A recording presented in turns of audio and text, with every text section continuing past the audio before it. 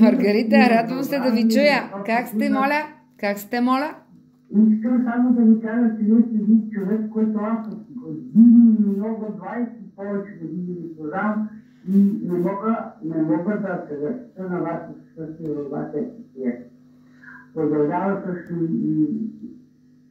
и я. И ние поздравявате. Колежката ние, която е с мене. Аз се сетих коя Маргарита. 17 април ли? Какво беше? 17 април. Ето, знам. Вижте, имам някаква памет. Добре, жива и здрава да си, Маргарита. Радвам се да те чуя. Така, дайте още имена. Ще ви запиша. Надежда. Да. Така. 30 декември. Ще има... Совчо, да. 7-3. Да. 25, да. 25 кой? 25 май. Аха, май. 25. Добре, да, Славчо. Добре, Славчо. И кой още? Моля? Кой още? Аз съм благодарна първо на Господ, че не виждам на екрана толкова много години, толкова много се даде за този. Ами, давам на всички хора, които са добри, които искат да бъдат щастливи и да вярват в Бога. Той Бог им дава, не аз. Там Бог им дава.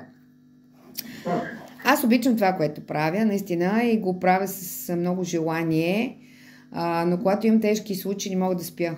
Толкова дълбоко ги преживявам нещата, то може да не ми личи, но аз искам да реша пъзела. Искам да помогна на човека наистина.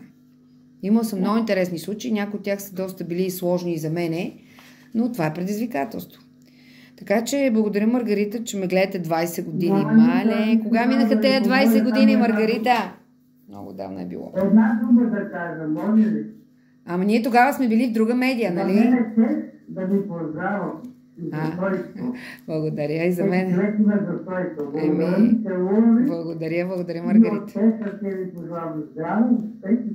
Благодаря, Маргарита. Аз ви пожелавам да си решите проблема много скоро, да си яват достойни купувачи и да си имате парички и здраве.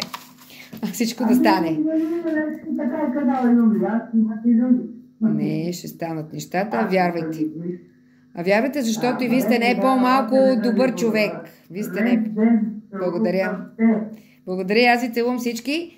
И благодаря за добрите слова, за това, че гледате предаването редовно. Ние сме били тогава в друга медия, казахте 20 години, това е доста време, но явно сте ни редовен фен. Добре, благодаря за това обаждане. Изненадвате ме понякога много.